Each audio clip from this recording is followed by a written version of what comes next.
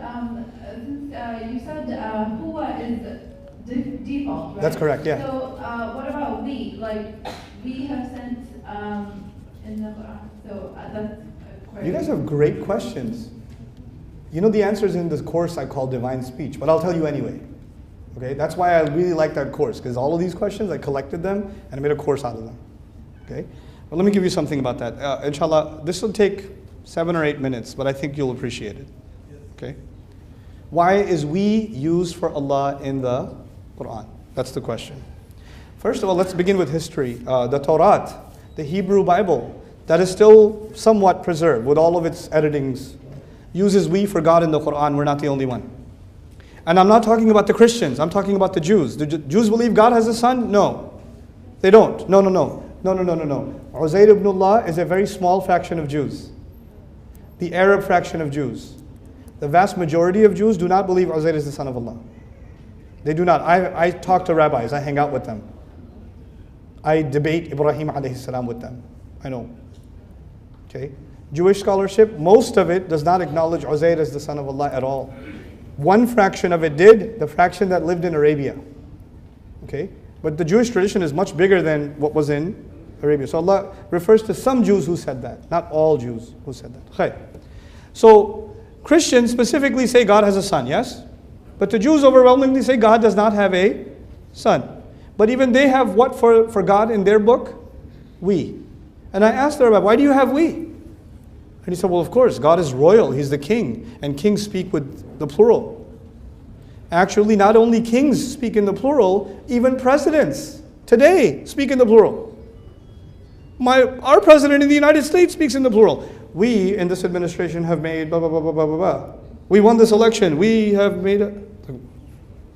Here's one guy, man. You and all your shayateen or what? What's the we for?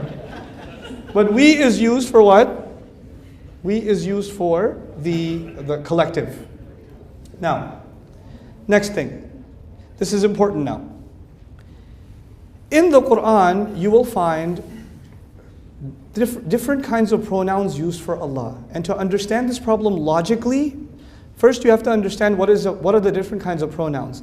There is third person, second person, and first person. Third person means he and she and they. I'll make you remember this because I'm not talking to myself. What is third person? He and she and they. Second person is you. Second person is you. What's first person? I and we.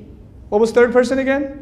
He, she, and they. And the second person is you. And the first person is what? I and we. Now in the Arabic language, there are 6 kinds of you.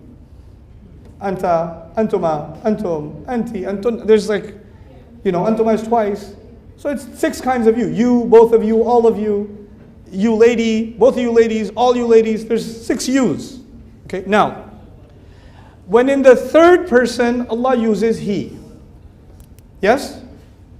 In the second person, Allah uses anta, which is the singular you. Does Allah use they for Himself? They? No.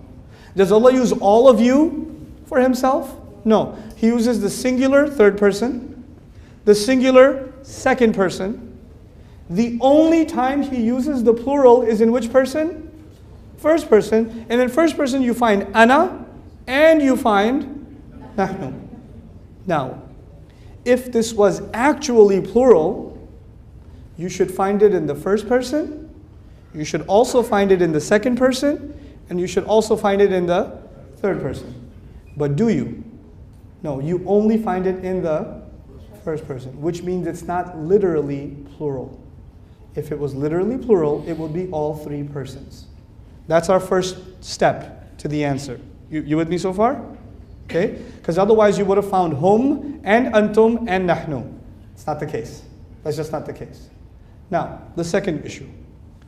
Nahnu is used, let's talk about how Allah uses these persons. When Allah is being formal, policies, or Allah is distancing Himself from a group of people, you will find the word he, huwa, in the Quran. Why? Because the third person is the most distant pronoun. He's over there. He's over there. The he is used when there's a tab'id, Okay, in balagha, there's tab'id. When he distances himself, he uses he. Now we know where he's used. Where does he use anta? He uses anta when the slave of Allah talks to Allah. Anta maulana fansurna ala al-qawmi al-kafirin. Okay? Innaka anta tawwabur rahim. When the slave talks to Allah, he becomes close to Allah. So he doesn't say huwa, he says anta. He talks to Allah. So Allah gives us the opportunity to address him using anta. Then what's left? Ana and nahnu. I and we. I and we. Let me start with I. Because the question is, he should have always used I. Let me tell you. There's a king. وَلِلَّهِ الْمَثَلُ الْأَعْلَى. I just want to get a point across. There's a king. Or there's a president. We have made certain policies. We have decided, and somebody starts talking during his speech. And he says, excuse me, I'm talking. He doesn't say, excuse me, we are talking. He says, excuse me.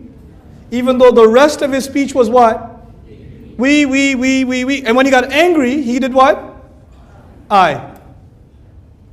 Okay, same president's talking. We made these policies. We sanctioned this. We provided this. And his baby walks by. Hey, come here, I love you. Everything was we, but what happened? I gets used when there's extreme case of love or extreme case of?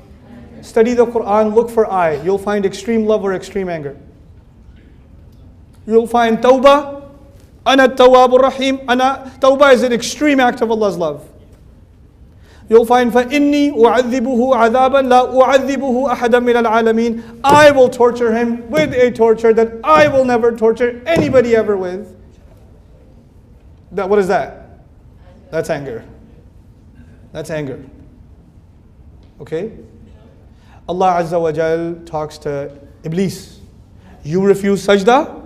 إِذْ أَمَرْنَاكَ أو إِذْ أَمَرْتُكَ. أَمَرْتُكَ. I commanded you. That shows the anger of Allah. Get it?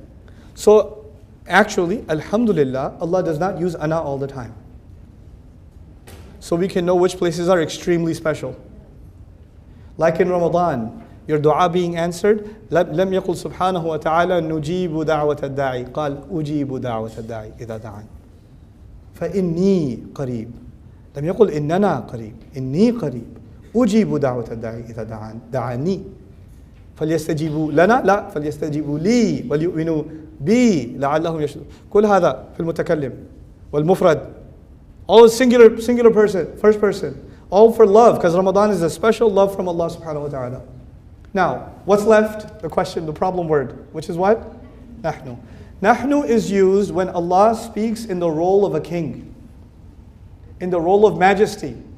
And when a king, especially when a king passes big policies or when a king gives you a lot of gifts, then he demonstrates his royalty. So you will find more overwhelmingly, when Allah talks about revelation of Quran, which is a great gift to humanity, you'll find nahnu.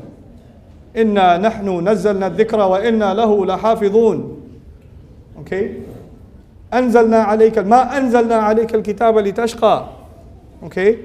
Anzala is used in cases where Allah demonstrates His majesty. But with Bani Israel, He was really angry because they should have accepted the Quran. So He says, وَآمِنُوا بِمَا أَنزَلْتُ مُصَدِّقًا لِمَا مَعَكُمْ.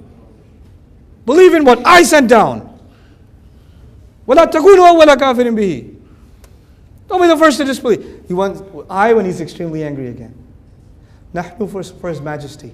Then nahnu for when He sends water. You'll find Allah will be talking about He created the tree, He did this, and we sent water from the sky. He'll switch over to we because water is a special majesty from Allah. Arshuhu kana arshuhu ala al-ma. So you see whenever water comes up, most of the time it switches over to we to demonstrate Allah's majesty. It's awesome.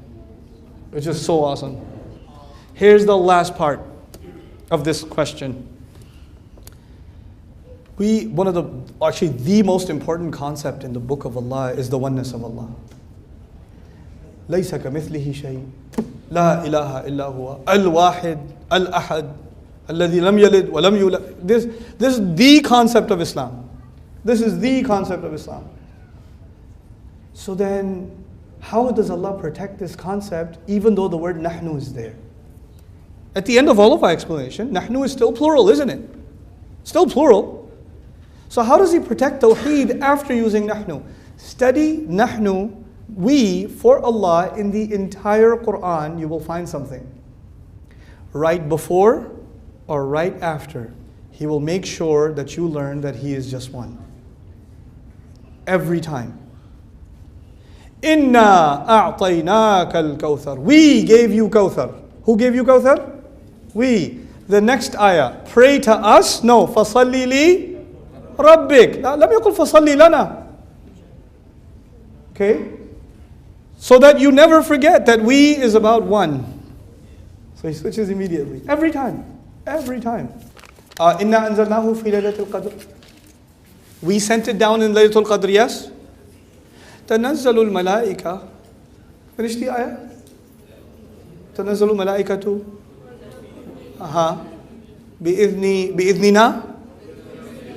بإذن رب. Okay, now it's clear. It's just one Rabb. Get it? So this is an amazing phenomenon in the Quran. The transitions of pronouns in the Quran. It's a remarkable study. This is absolutely remarkable study.